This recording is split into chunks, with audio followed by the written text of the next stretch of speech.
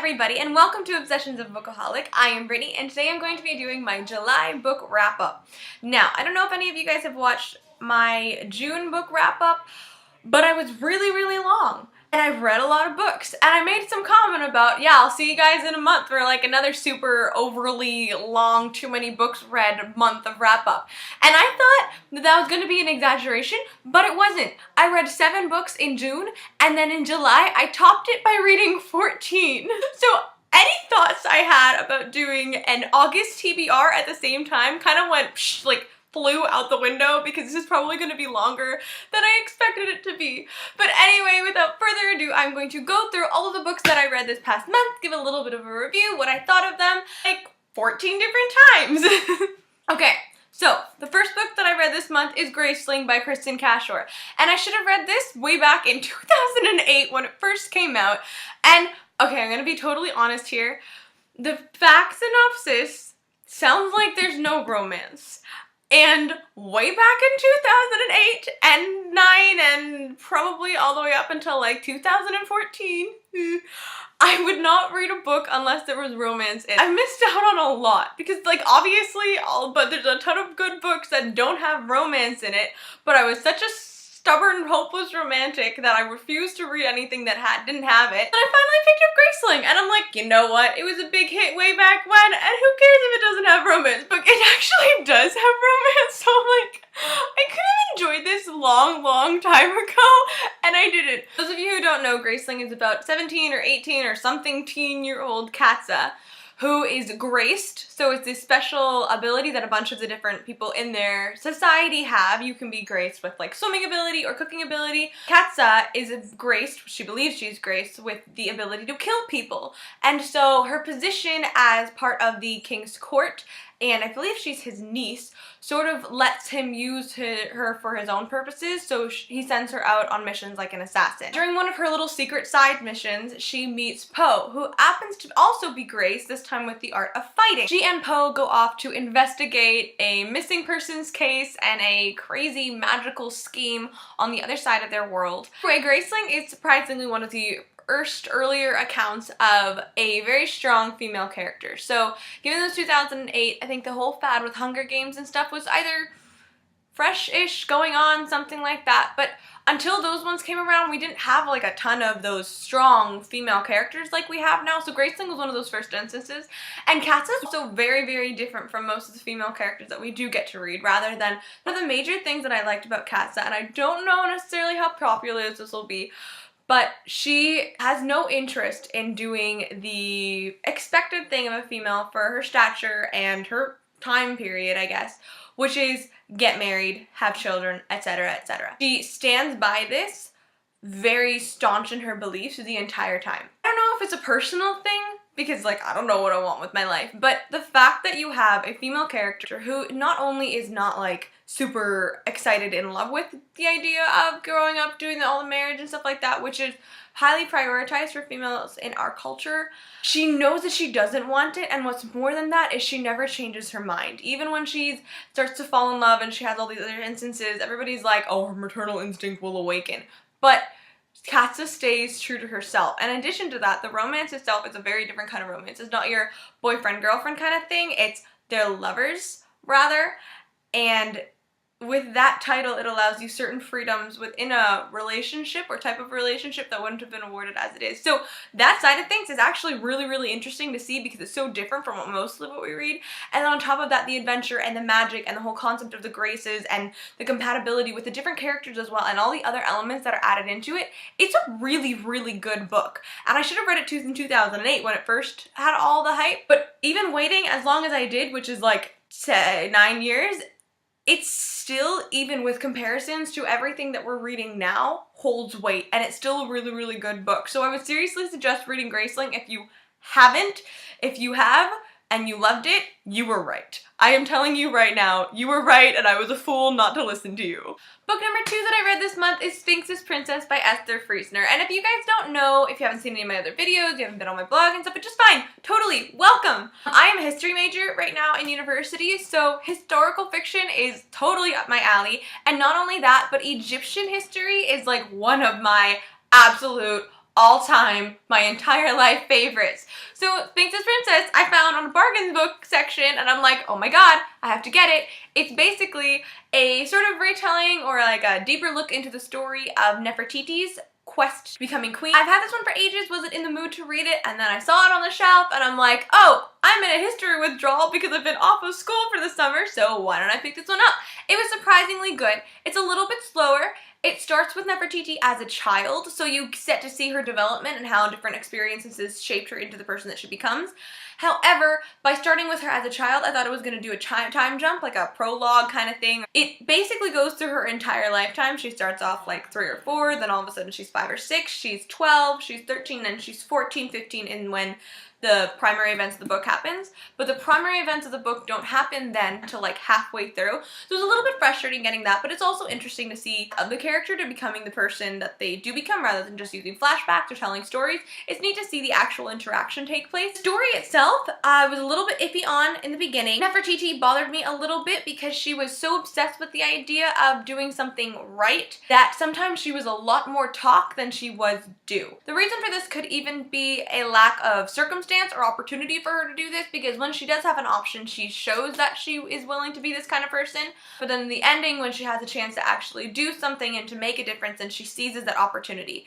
She's also a little bit naive. She can be frustrating in a heroine, but it also makes for a different kind of heroine. I wouldn't say it's my absolute favorite, but I did really enjoy it, and I'll probably be going back to read the second one. The second one seems to promise a lot more intrigue, given that the ending, like the very ending, is where all the big stuff happens. So I did enjoy Sphinx's Princess, so if you happen to see it lying around, I would suggest you pick it up if you have any interest in Egyptian history. It is worth it almost just for that. If you're not familiar with it or you're not interested in it, I don't know how much you necessarily enjoy it because a lot of it is heavily historical based. I suggest still giving it a shot. And the third book that I read this month is Poison Princess by Graceling. The synopsis promised me that it was going to be good. Like a voodoo tarot card magic crazy superpoweredness. Like, that seems really cool. I hated it so much. And I'm like, I don't know, it must be unpopular opinion time or something, because like all of the Goodreads reviews seem to absolutely love it. I'm like, what am I missing? What is everyone seeing that I'm not? I couldn't stand it. Basically, the main character is she wants to be strong, but she isn't, is not strong, but then the guy is such a fucking asshole. Oh my god. Heard of alpha male? He is in like a league entirely his own. He's constantly putting her down, calling her names, saying she's worthless, and he has these really stupid lines that I think are supposed to be sexy but just kind of like grossed me out. It's like, so her power has to do with plants. She's one of the tarot cards that has to do with plants. I'm not going to say much because it takes a little while for it to figure out, but just plants.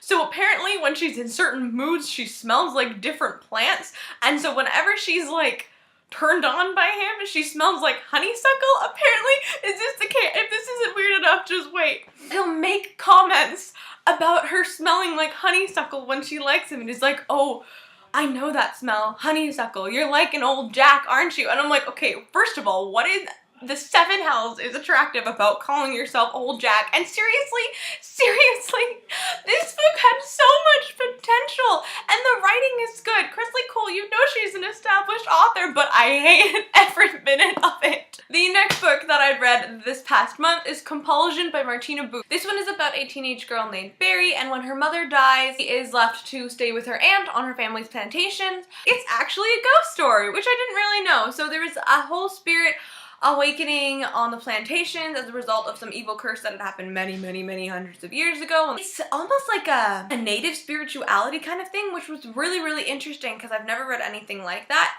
It's not a massive part of it. It's still the ghost, the typical, you know, dead people walking, murder scenes, and etc. But it was neat to have the bit of a native element in there with this whole fire walker or something like that. And also this whole element because the three major plantation families, each of them have a sort of gift that I will not spoil because it's really interesting to find out. And then obviously there's this whole romance with the teenage son of one of the other plantations named 8. Because there are like 8 of them, but then the romance itself isn't a major priority of the book. You can see it develop, and it is cute to watch, and the two of them are not great together. Sometimes it's a little bit frustrating because you have the gifts that come into play, and that causes issues and strife between them, which in itself is neat to get to see. Part of it is actually the whole mystery unraveling, and now it does take a little bit longer, and some of it comes out of left field at the end of it. So I'm like, where is this? Where is any of this coming from? But all in all, it was pretty good. The story is interesting, it is unique, it has a bunch of different elements. I'm still gonna go find the next one. The whole fact that it was taking place on a southern plantation is neat in itself. It has that sort of southern gothic charm, like the old houses, the big plantation, and the big mansions and stuff like that from founders and such. So that's really interesting. It's got the magical element, it's a bit of a slow burn, it's really, really intriguing, it's unique and fresh, so I would seriously suggest picking up Compulsion. It actually turns out to be really worth it in the end. I've barely gotten through any of this stack of books, so I'm gonna try and like shorten the rest of my descriptions or this is gonna get way super long because I have 10 left. The 5th book that I read was Darkest Minds by Alexandra Bracken, which is another one that I should have read ages ago. One of my best friends way back in high school actually seriously recommended this one to me, and I told her I would read it, and I picked it up, and then for some reason I just never got around to reading it, and that was probably in like 10th grade, so 4 years later I finally read this. It was really good. It was really good. Now I wouldn't say it lived quite up to the hype that she gave it, probably because I'm not as much of a dystopian girl. The whole premise is that there was a sort of infection that decimated the world's population of youth, and then the kids who were survivors then have these certain supernatural abilities. The crazy thing about this is it's like Holocaust level concentration camp insane. They have all of the kids, they're afraid of them, so they round them up and they put them into these working camps. They experimented on, they're shoved in these like bunks and stuff like that with all of their other color and group. They're separated by level of danger. Like I said, the dangerous ones are just mass executions. Even the less dangerous ones, they're beaten, there's torture going on. This is essentially concentration or labor camps, and it's insane, but it's crazy the way the author did it. She put that horrors of our own history and put it in the future as though we could actually revert back to those instincts when we're in fear. So slightly terrifying, ridiculously intriguing. And then Ruby goes off and she meets a band of other kids who are all on the escape, and so she spends most of the book in the car with these other kids looking for a safe haven. Anyway, I really enjoyed it. I did not enjoy it necessarily, like I said, as much as my friend hyped it up to be. I'm really looking forward to the second one. The only reason I didn't like this one was because of how much time they spent road tripping through this whole decimated society, which for me felt a little bit slow. I loved the character building. You get to know every single one of them and you get to know them like they're real. You also get really invested in their relationships. So Ruby and Liam, I shipped them so hard. I loved them all, and so it was great to get to see them. It just would have been nice to have a little bit more action. If I'm gonna read a dystopia, I want action. And the next one promises a lot more going on. I can't wait to see her do just that in number 2. The next book that I read this month is The Clockwork Saga by Colleen Gleason. This is the craziest mismatched hodgepodge of a book that I have read in my entire life, and I loved it with everything in me. It's steampunk, it's time travel, there's magic, vampires, Sherlock Holmes, and Bram Stoker. Yeah, none of this goes together, and yet somehow it all went together, and it all went together perfectly. Basically, the whole premise of this is that the sister of Bram Stoker and the niece of Sherlock Holmes are brought together to solve this mystery because there's some secret society that's trying to raise an Egyptian god. Do you see how mismatched crazy this is? There's mystery and adventure and magic and all this steampunk elements and stuff in this almost alternate Victorian society, but then on top of that you have this kid who's from the 21st century who somehow through a statue ended up time traveled and placed in the middle of the society, in the museum, in the British Museum in the Victorian era where they're solving this mystery. He's bending over a dead body because poor timing, and it's just, this is amazing! The next book that I read this month is Venom by Fiona Paul. I started this book back in 10th grade in Europe. I was in Venice and I thought it would be cool to read a Venice novel. And it was cool for the first 100 pages that I actually got through, and then I was busy with, you know, being in Europe. I never went back to it, which was problematic. And so a couple weeks ago, and I'm like, oh, it's still on my shelf. So like, I'll read it again. Venom is about this girl in the Renaissance Venice. Her name is Cassandra. She is stuck in sort of like a betrothal that she doesn't want to be in, obviously. I don't know how many books I'm going to read about betrothal this summer because it seems like every single one of them has some kind of betrothal, crazy marriage element.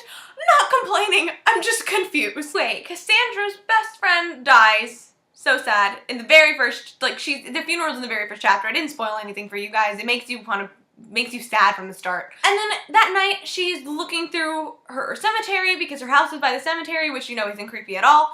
And then she notices that the tomb is open where her best friend's body should be laying, and she notices that instead of being her best friend's body, it is a courtesan whose chest has been carved open with an X. Crazy mystery ensues, and she meets Falco, this commoner artist, who then helps her to solve everything. Obviously, they also enter into an illicit romance. What else were you going to expect from Renaissance Italy? It took me longer to read than I wanted it to. It sort of struggles to balance time between the romance and the mystery.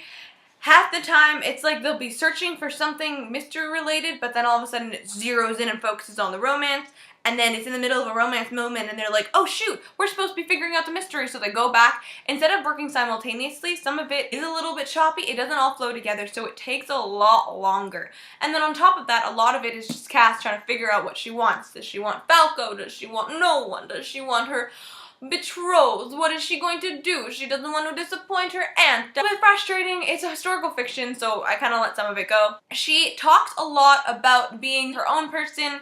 She talks a lot about it. She doesn't do a lot about it. So it becomes really frustrating when she's constantly saying how she wants to live her own life. She wants the freedom. She's going to rebel and do it herself.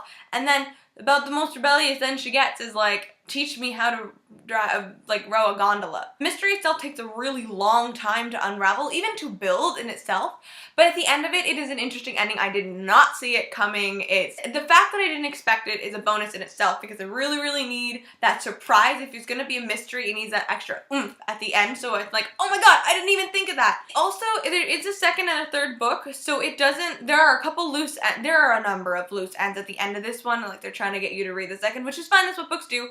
I'll probably go seek it out just to see how it ends. It wasn't fan-flipping-tastic like some of the other books that I read. It was really good though. The next book that I read this month is Deception's Princess, also by Esther Friesner, same author as who did the Sphinx's Princess.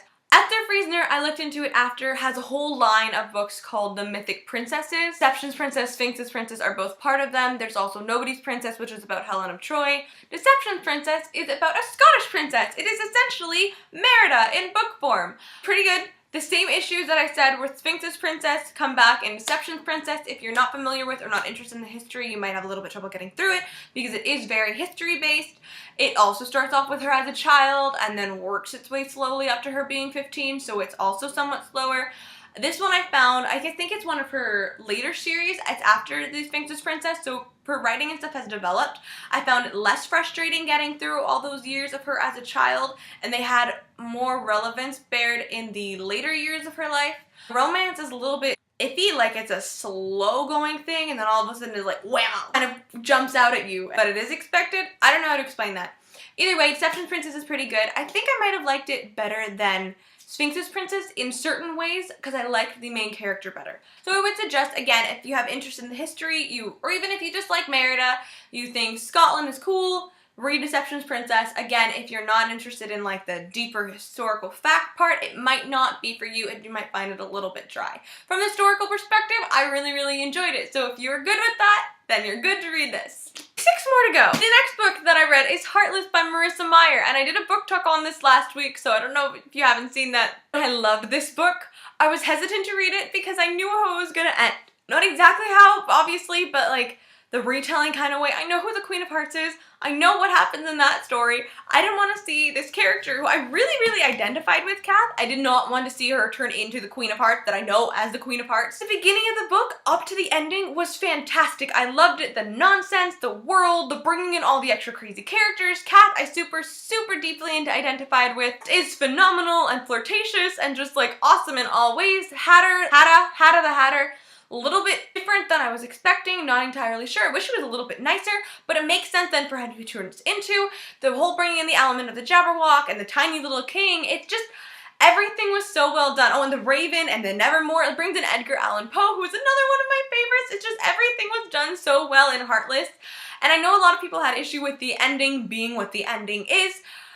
I was okay with it. Now, I didn't like it. It's heartbreaking and I sobbed. But it was a very good way to break my heart. Like, it didn't come out of left field. It didn't feel rushed or unexplained. It's done really, really well. So if you're hesitant to read it because of the ending, as I would suggest reading it anyway. Go get your heart broken because it's broken in such a nice way that you're not even going to regret it after you do. Read this, read it. Marissa Meyer is like, I don't know how she does it, but she's done it again. The next book that I read is Tangled Web by Lee Bross. And first of all, I just need you all to take a look at how pretty this cover is. Do you see the lace and the fans? And you have the ship up here in the lace, and it's just everything so pretty. And that's a dagger as the T. But wait, there's more, because once you open it, not that page, this in the end pages, and then each chapter heading has this bit here and the extra lace up top. This is the most aesthetically pleasing book that I have read this month. Lady A is a notorious blackmailer in Enlightenment London society. Her job is she works for her sort of overlord, master, whatever, because she was an orphan taken in by him and he employs her. He sends her out to collect people's secrets in exchange for doing them favors. So for instance, in the very beginning, she's on one of her little errands for Bones and she takes a lord's secrets. So as for blackmail in the future, and then in exchange, Bones has helped him to get a position in Parliament. But Lady A is actually a 17-year-old girl whose name is Arista, and she just wants out of London. She wants her freedom. She wants away from Bones. She hates the blackmail, hates the lies and the secrets and all of that. Then she meets a merchant boy and starts to fall in love with him and starts to find a way to get away from Bones. The premise is interesting. The blackmail seemed really cool, and it started off strong in the sense that it immediately put you into the Lady A persona, so you got to see what she was doing, and then right after that shows you who Arista is versus Lady A. There's a lot of tell, not as much show, which is kind of obnoxious, but more than that, there is a lot of hormones, and I am fine. I am totally fine with the more explicit or sexual elements of the love stories, the romance. I can't be such hopeless romantic and not like all the kinds of romance. So, like, Akamath, that kind of thing, fine with. When there's priority placed on that kind of thing, as long as it makes sense for it, again, I'm fine with. What I'm not entirely a fan of is when that is all it is. And she and her beau don't really have a lot of immediate chemistry apart from that sexual chemistry, and she's always talking about how she wants a real kiss, she wants to do this, she wants to do that, or seeing him made her think about this, which is fine, and I understand those trains of thoughts, but that was a lot of what the book was, so it became a little bit excessive, I guess, although all the raging hormones felt like a pubescent child. The story itself unfortunately seems to take a bit of a backseat, or rather it slows down because she makes a decision she wants to get out, finds a way for her to get out, and so all of a sudden she stops being Lady A. But Lady A was the whole interesting thing about the book in the first place, so it would have been nice to see her continue as that persona while she's going through it. And so I liked the book. Like 3-star like. It wasn't my favorite, but I did enjoy it. The next book that I read this month is Red Queen by Victoria Aveyard. I was so excited because this book had so much hype. I read it for the book-to-a-thon. It was my hype book, and I intended to read this back when it came out, and I heard all these good reviews, and then a friend of mine said he thought it was overrated, and I was like, oh, I don't know about it, because it's not necessarily the thing that I would have picked up on my own. And now I read it. I did enjoy it. Do not get me wrong. I really did enjoy it. I'm going to read the next one. Mare Barrow is such an interesting heroine. And then the whole ending. Okay, granted, I saw it coming, and I think that was my biggest issue because Mare is such a smart character. And yet she was completely blindsided by everything that happened at the end. And I saw it coming from almost at the beginning. So it's kind of when the character isn't getting it through their heads, and you know, and I know Mare should have seen it. Mare should have seen it because she is smart and she's clever and she is intuitive and she is strong and she should have been able to deal with this, but she didn't think of it. It didn't quite live up to all of the hype, but I really thoroughly enjoyed it. And because of the ending especially, because of that ending, even if I was considering not reading the next one, which I wasn't, I was still gonna read it because it was still good, now I have to. So I will concede that it was really, really good, and that I would probably have been wrong if I hadn't read it in the first place, which without the hype I probably would have done. I will also say though that I didn't find that it lived quite up to what everybody was making it out to be.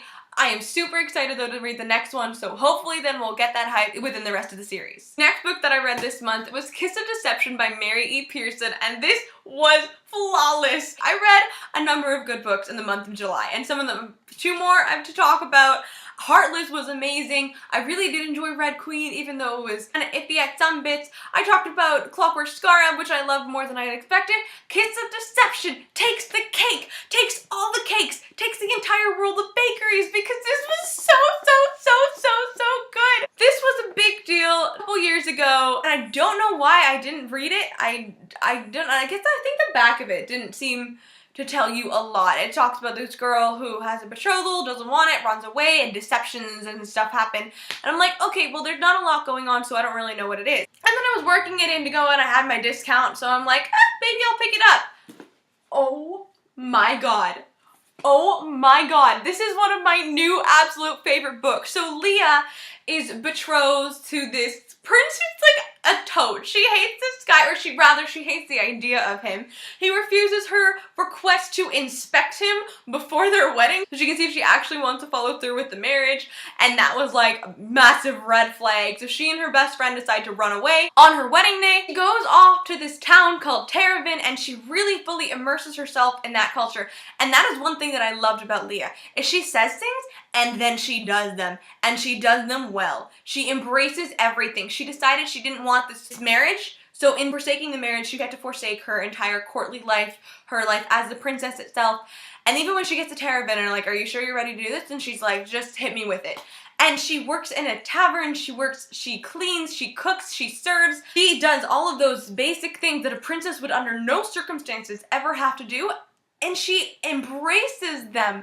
It's amazing. I love the character so much, like beyond words so much. You have 2 guys, obviously there's gonna be a bit of a love triangle, who come to Terravin. One of them is an assassin sent to kill her, and one of them is the jilted prince that she left in the lurch. Now, the one thing about this love triangle is that it starts off as a bit of a love triangle, and then she zeroes in on one of the guys, which I did like, and then at the end of it she sort of zeroes in on the other, which is a little bit frustrating, but it makes total sense for the way the book happens. Also, I have such a soft spot for the first guy that she goes for. I don't even know what to say. There are so many twists and turns. There's magical elements, this pseudo-history, there's this deception that they're talking about, and her as a character just makes even the slower bits, the more frustrating bits, everything so worthwhile, and getting to see the different personalities of the other characters and how they interact with each other. And then the author does so well switching between perspectives, because most of the time it sticks with Leah, which I liked. And then occasionally it'll go from the assassin to the prince, back and forth and such. And then at the end of it, you get a chapter in the perspective of another character. It was one single chapter with her to show you what's going on elsewhere. Halfway through the book, there's this game changer. So in the second half of the book, then you're like, okay, well, what's going on back over there, the place that we just left? And that's what it does. Near the ending of it, it's like a little bit of a check-in to show this is what's going on and this is what they're doing about it. Meanwhile, this is what's happening to Leah, and this is what's going on with both the assassin and the prince. It was so good, and I don't remember the last time I was so genuinely surprised by a novel.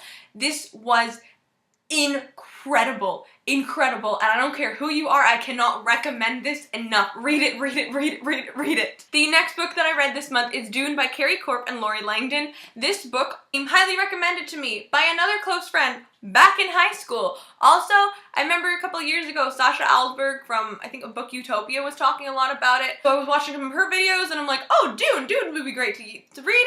It's Scotland and magical kingdom, hidden kingdom. There's folklore and old stories, Scottish history, and you get the whole extra element, and then obviously there's a romance with these Scottish princes. Like, this is everything that I want, and the best friend dynamic is like, Dune has it all. Legit, literally has it all. And then every time I picked it up, I went to read it, and I'm like, not in the mood. I'm an idiot. I'm a moron. That is what that means. Because Dune was so good. So good. And I'm so glad that I finally actually read it. I read this one entirely outside. This was also a BookTubeathon read. So thank you, BookTubeathon, for making me read these books. There are two best friends, Kenna and V, who go off together to spend a summer in Scotland. And V is essentially escaping a cheating boyfriend and horrible family life that is really makes you sorry and feel for her. But she's been having visions or pop-ups of this random hot dude in a kilt. So when she gets to Scotland, the apparition of sorts is leading V to the Brigadoon. Kenna's like, okay, fine, we're gonna shut you up, we're gonna make you stop thinking that you're going crazy, and we're gonna go to the Brigadoon, we're gonna cross, and you're gonna see that there's nothing there. Lo and behold, they enter into Dune, this hidden magical kingdom that's been there for centuries, and every 100 years for like one day, borders between them open so the Dune people can go out and bring back new technology, and then people from our real world can go into Dune. Time passes differently, so 100 years is about 20 years, and so after the last centennial, the two Scottish princes were born, and then obviously they're perfect matches for these two best friends. But barring that, there's this whole magical element, evil, witch is awakening, and then Kenna and V, with their appearance in Dune, have sort of amped up the danger, so they have to fix all of this before they completely destroy Dune and are stuck in its ruins forever. This was really good. The romance is swoon-worthy, the relationship between the two best friends is amazing. They're so supportive of each other, and they have such distinct personalities, so you actually get to read from two totally different people, but they complement each other so well, and more than that, they care about each other so much. It's not like best friend sort of thing where the best friend seems like a secondary character. Even when they're the point of view, they are through and through both main characters, and both of them live for the other, and it's really great to get to see that relationship. They're some of my favorite books. That proper best friend dynamic are some of my absolute favorites. And then on top of that, the whole plot is intriguing and fresh and exciting. Apparently it is a bit of a retelling of Brigadoon, which was a musical from 1947, which I'm very angry because I can't find a bootleg of since, you know, it was in 1947. Either way, Dune was so good, so much better than expected, and I so recommend it to any of you who didn't read it way back when you should have. And the last book that I read this month is Unrivaled by Alison Noel. This one, funny story, I didn't want to read it at all. I did not in the slightest want to read it. This was a total cover buy because I read the Immortal series by Alison Noel a couple years back, many years back, and I didn't enjoy it, and I thought it was because I didn't enjoy the writing, and so I avoided everything by her for years, and then Unrivaled came out, and I'm like, ooh, look at the strawberry, look at the gold, look at the pretty cover, now I need to buy the book, and it's not on the table at Costco, and I'm like, I'm gonna get the book. And then I got it, and I never wanted to read it because I'm like, I'm an idiot. The premise was not something that I usually go to, so I didn't really find it that intriguing. Alison Noel is an author that I had tendency to avoid. I'm like, what did you just do? Why did you buy this? So I gave it to my sister. And then BookTubeathon is like, hey, you have to read a cover by, and I'm like, okay. This was so much better than expected. I thought I was going to hate it, and I really thoroughly enjoyed it. It shows a nitty-gritty dark side to LA. It gives you all the deeper side of fame and fortune, and the people who are, both the people who are in the middle of it and the people who are aspiring for it. It's so real and intriguing and mysterious, and there's this whole murder plot, but then all the suspicion. It's like, it says that if you love Pretty Little Liars, you'll love the sexy teen drama where every choice poses a threat and nothing is what it seems. I thought I was gonna hate it partially because of that, because I hate Pretty Little Liars. This is fantastic for fans of Pretty Little Liars, and for not fans of Pretty Little Liars, because it's just so good all around. Now, the ending leaves a lot of loose ends, and it takes a long time to get to where the ending brings you, so I'm assuming that's because there are 2 more books in the series, so I'm assuming that's because it's like, hey, you have to read the rest of it. I probably will. I don't know for sure, maybe I won't, but either way, just read Unrivaled. I don't even know. I don't even know. I don't know what it was exactly, but something it just clicked. And also the writing was really good, so I don't know what my 13-year-old brain was thinking back when I read The Immortals. Probably just didn't like the book, and I thought, oh, I should like the book, so it must be it's not. It's written really well. So I would seriously suggest, if you like the mystery, the intrigue, that kind of thing, and you think LA and the nitty-gritty details of the fame, if that's up your alley, then seriously read Unrivaled, because this book has it all. Anyway, that is the end of my July wrap up. That was really, really long and I'm really, really sorry. I read a lot more than I was expecting. Again, now I promise that probably won't be the same for August because I have a lot going on getting ready for back to school. I have job training, I have a vacation, I'm going to visit my family in Newfoundland, so everything is going to hit me crazy right now, so I can almost guarantee that I will not be reading as much, so you can look forward to a much shorter wrap-up next month. But either way, I hope you guys enjoyed this video. Thank you anybody who did watch so much for watching. Good luck with getting everything ready. If you guys are going back to school, then have fun with that. If you have work, have fun with that. Most of all, keep reading, and until then, I will see you next time. Bye!